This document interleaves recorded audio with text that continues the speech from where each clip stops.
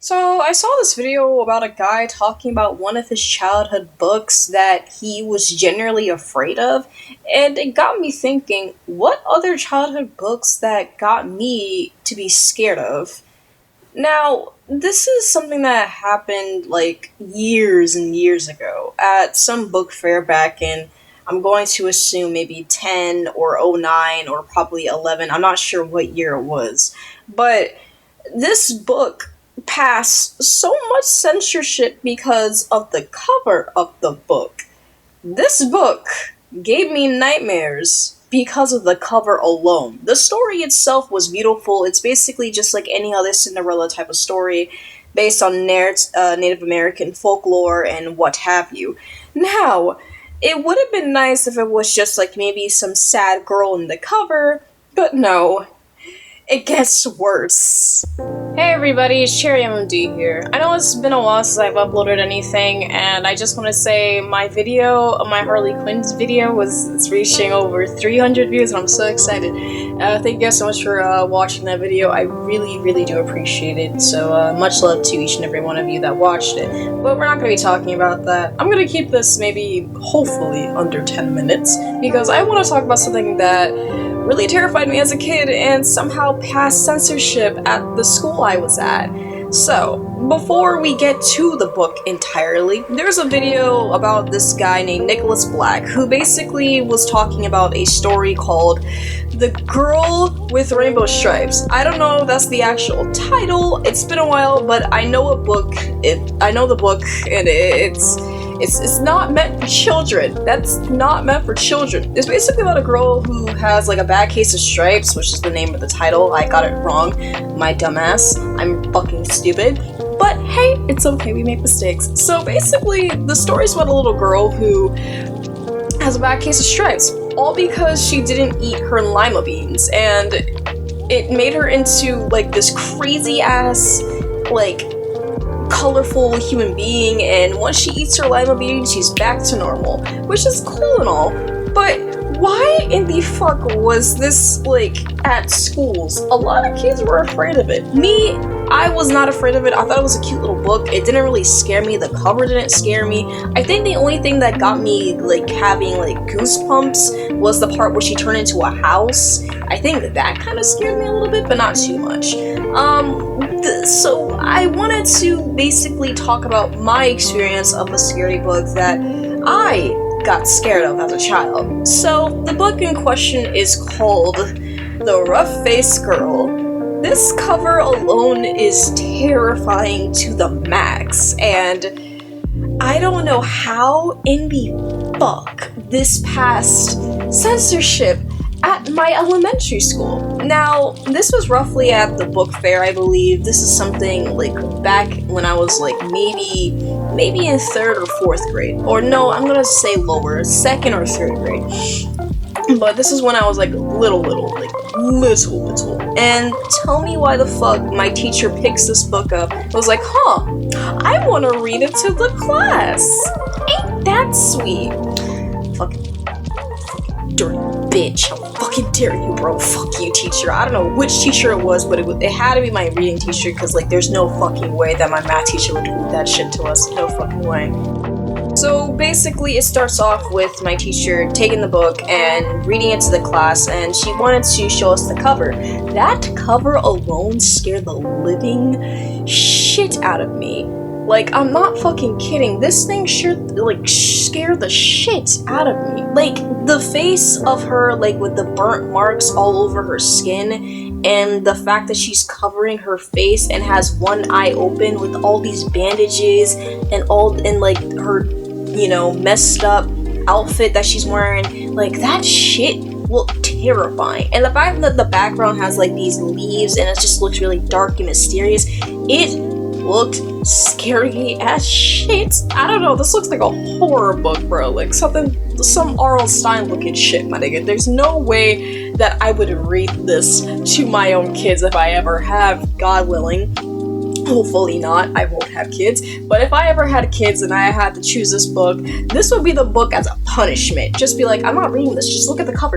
I want you to stare at the cover. Look at this girl, bro. And they're like, okay, we'll be good, mommy. We're sorry for bothering you, mom. Like, there's no fucking way that I would, like, read this shit and, like, to fucking think it's all handy dandy. But it gets a lot better, I guess. I think. I hope.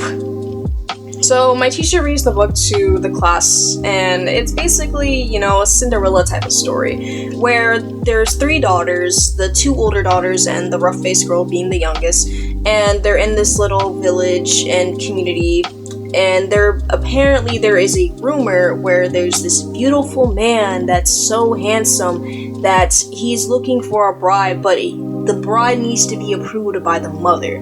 So obviously the two daughters have to look really cute. They're not stepsisters, they're actually, like, you know, like related to the rough-faced girl, like blood related. And they look beautiful as hell, they look cute, they got their hair and makeup done. So the two of them, which I don't know how they're gonna share a man, the two of them basically get ready, and the sister's like, oh, I want to marry him too, and they're like, no, you're ugly as shit. They basically, you know, just like give her all these terrible names and tell her that she's ugly, that no man would want her.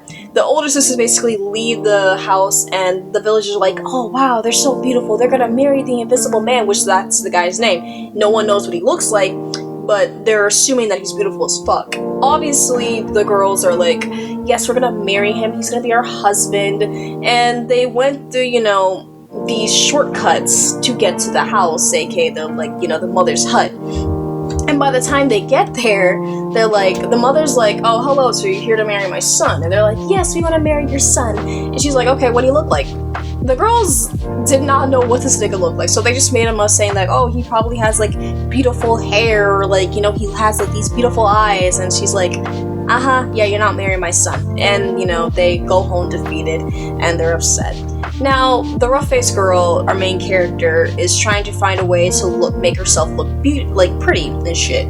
Her dad, which is her biological father, not stepfather, comes to her aid and be like, hey, I don't have anything because your sisters took everything, but here's some hand-me-downs from, you know, your mom. And basically, he tries to dress her all pretty enough, but she still looks really ugly as shit, unfortunately. So, she leaves the village. The villagers basically tell her that she look ugly as shit, that she's not gonna marry the invisible man, and she's like ignoring them, and she basically just walks around the village and leaves the village entirely. So instead of taking the shortcut to the hut where the invisible man and the mother lived, she decided to take the longer way where there's nature, there's beauty, there's rainbows, there's like Niagara Falls. There's a waterfall in the story. So obviously she's like observing everything, she's taking in all this nature, she's seeing how beautiful the world is, type shit, you know, that type of Native American folklore, like, you know, the land that they're on is beautiful. So by the time she's like figured everything out, she knows what the invisible man looks like. So when she reaches to the hut, she sees the mother just like, you know, minding her own business. She's like, hello, I want to marry your son. And she's like, okay, well, what my son look like? The mother asks, and she's like, oh, your son has like these beautiful, like, you know, he has such a beautiful, I think it was rainbow hair or like cloud hair, and has like this long, beautiful, like, you know, type of, not scrawny, but like, you know, muscly body. He looks handsome as hell and all the other stuff. I can't remember exactly, but I know it had to do something with the nature of the story. And as the mother, like, you know, listens to her what she's saying, she's like, yeah, you see my son, and my son has seen you. And she realized what she looks like, and she takes her to some hot spring to basically wash all the dirt and all the burnt marks off of her skin, and now she looks like Pocahontas, I guess. She looks beautiful in the story, and like in the chapters and whatnot. And she's basically, you know, bathing in this, like, you know, nice warm water, and all of her burnt scars and everything from her burnt, chapped hair and her, you know, scars on her face are gone. And by the time she gets out of the water, she finally meets the invisible man, and he's basically appears in front of her. And to everyone else, they can't see him, but she's the only one that sees him as, you know, as the invisible man. The story is really beautiful in my opinion. It's just that The execution, not the execution, the pre-execution, the cover of the story is borderline terrifying. I don't know how in the fuck this passed censorship, because this looks like a horror book. Like, what the fuck did they let us read as children? I mean, you got one story about a girl not eating lima beans, you got this story about a girl looking ugly as shit to becoming Cinderella, and then you got a story where if you pull this ribbon off some girl's neck, her head falls off. Yeah, I'm about to talk about that story in a minute. No, I'm not. But like, why in the living shit is... What? Why did we read these as children? Why? No wonder most of us are fucked up in the head. Like, I blame all of these books. Now, I don't know if this book is still around. I don't think so, because this book is dark as shit. It's very messed up. But I think it's a cute story. The beginning, aka the cover, looks terrifying, but the story entirely is like really beautiful, and it's, you know, it has such a, like, you know, beautiful message that, you know, there's beauty in everything, and that you need to pay attention to your surroundings of everything and whatnot. That's basically the story of the rough-faced girl, and I think it's a really cute book. I really like the book, but I really wish that the cover was something nicer and wholesome, but hey, what can you do? Other than that, that's basically my childhood, trauma book that I got scared of as a kid, because I refused to look at the cover. The cover looks terrifying, but bruh.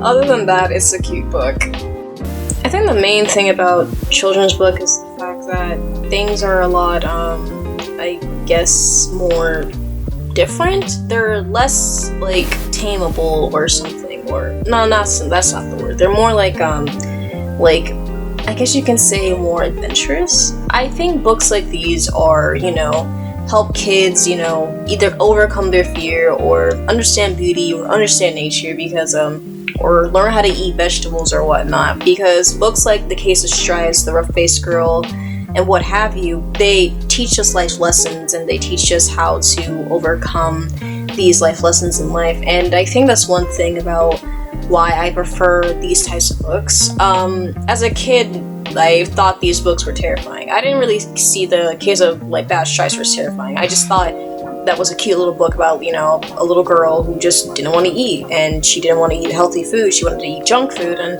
that gave her those types of, like, stripes and making her into these terrifying things and people make fun of her. But, you know, eating healthy food, you know, it makes you feel good, it makes you feel better, and it doesn't make you feel sick.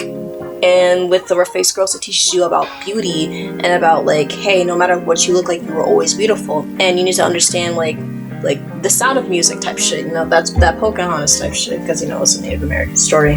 And it's basically, you need to understand that, you know, beauty is everything. Beauty is like the eyes of the beholder and whatnot, and what other have you. I think these books are really good to read sometimes, but at the same time, they really can be scary to young kids. I don't know how teachers would read these, especially like The Green Ribbon. That shit is terrifying. I thought it was funny though. Oh goodness. It's nice to touch back. When I saw Nicholas's Black video about The Case of Bad Stripes, I thought that I was the only one. I thought my class or my school was the only one that read that book, but like, it unlocked a lot of memories, because I was like, there's this one book that I was scared of, oh my god, and it happened to be The Rough-Faced Girl. I couldn't find it. All I had was that mental image of that girl's face, and that was the key, and I was like, what is the name of this fucking book? So that's one thing that I really liked, is like, you know, nostalgia does kick in with memories, and you'd be like, oh, I remember this book. So yeah, other than that, yeah, that's basically it for the video. Like I mentioned, thank you guys so much for watching my Harley Quinn video. It has to be like the biggest, like, popular video. I'm not getting money off of it because of copyright due to the clips that I used in the video, but overall, it's pretty great. I'm gonna also make a video explaining my absence and explain what's going on, so pretty much, yeah. Alright, thank you guys so much for watching. Bye.